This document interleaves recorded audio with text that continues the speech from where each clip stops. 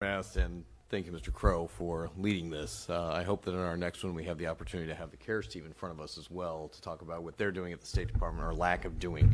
Look, I think that we all recognize this. You're seeing a number of servicemen and women around this table who have been on the front line for the last 2 decades. Of that time, we spent $2 trillion. We lost 2,467 of our brothers and sisters over there and 70,000 Afghanistans. We went through 4 presidents. This is no individual. This is a systemic failure.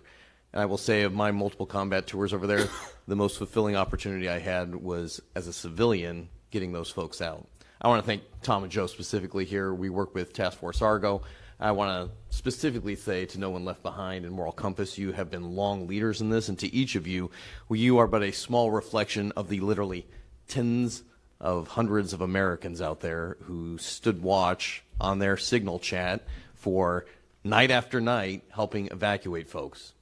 The reality is after Afghanistan fell, after Corporal Deegan Page from my district lost his life defending the last flight out of Afghanistan, it was people like you who made sure that our allies and fellow Americans made it home.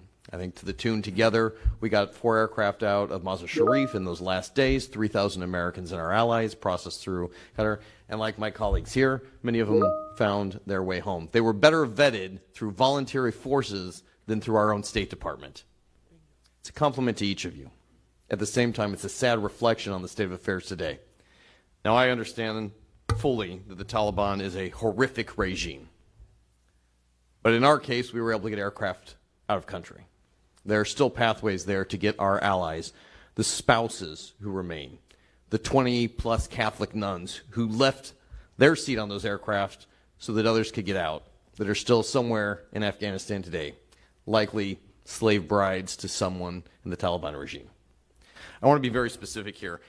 Let's talk about, Colonel Sapp, you were first man on the ground. I was there roughly 20 years ago as well.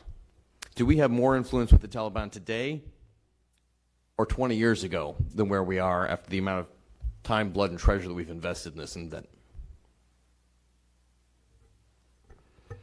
Well, I'll just thank you for your question, Representative. I'll start. I started viewing the Taliban in about 1995 when they rose to power. I was a summer only, they call it, at the CIA, and so I was around an analyst. So I recall the sort of burgeoning of the Taliban. They're coming to power, and then of course when 9/11 happened, the invasion that I was part of and so forth, it was, we quickly overthrew the Taliban. We quickly gained control through a variety of means. Some of it was just, by the lightning speed of our victory and so forth. But now I see it, the U.S. had kind of turned its back on Afghanistan in the 90s. That's very clear. I can't say how much influence we had over the Taliban then, but I can tell you now, it doesn't seem to be that much in my view. Now, in fact, I think we're in a more difficult position. Would you not agree? Trying to evacuate friends that we would have 20 years ago potentially had more influence in the region. It's certainly a horribly complex process that's very difficult.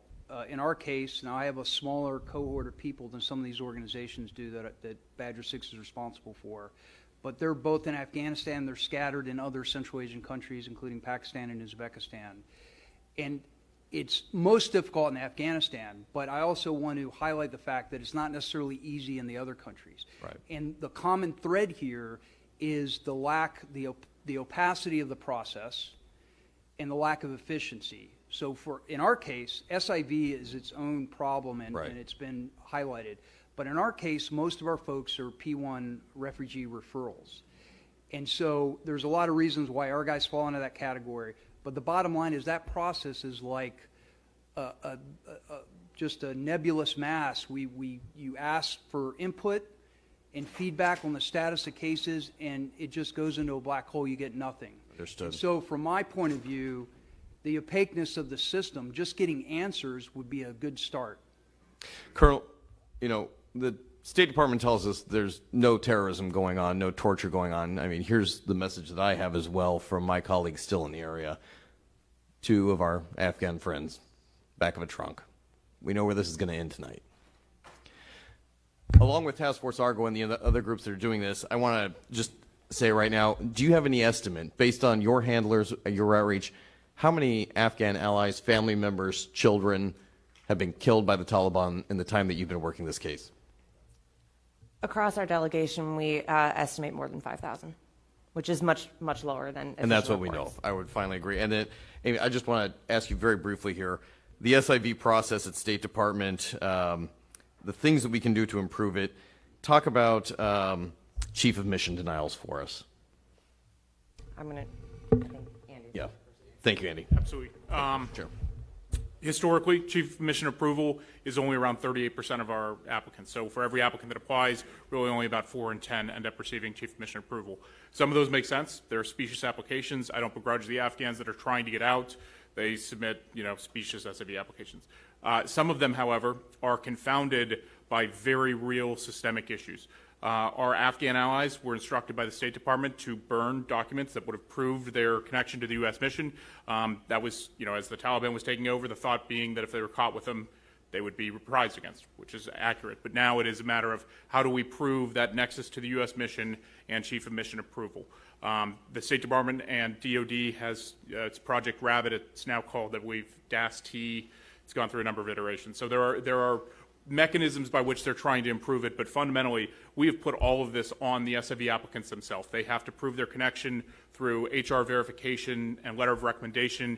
Incredibly difficult when you're moving from house to house. You may have lost contact with the service members that you served alongside. You may have lost contact with the contractors that now no longer exist that could be able to prove it. And so there are some very serious systemic barriers to entry that unfortunately result in many good people that were very patriotic allies being denied the opportunity to receive chief of mission approval. Tom, and then I'll turn it back to the chair. Thank you, sir. I would just like to say that there's no crosstalk between various organizations here. Like our guys in particular, we're talking about a program strength that maxed out 300. 7 have been killed at least in the past 2.5 years. But these guys were extraordinarily vetted to the point like polygraphs, some stuff that probably would not be even constitutional here. And each single recommender for the letters of recommendation are come from Green Berets and EOD guys who all have like top secret security clearances. So there needs to be, they need to work with us in terms of like accepting who's actually, like looking into who's recommending these people. Yeah. It's not just some grandmother who stumbled into this crisis. Knew somebody, found them on their LinkedIn page. These are Exactly. individuals who are special operations forces who worked with other operators in the area, vouching for them, who probably in several cases, like our interpreter, saved our lives. Exactly. So we can streamline this process if they actually just kind of, listen to us and look at our bona fides. Thank you, Tom. I appreciate it. Thank you, Mr. Chair. Yield back. Thank you, Mr. Nunn, Mr. Issa, and then Mr. Mills. Thank you, Mr. Chairman. I don't think it's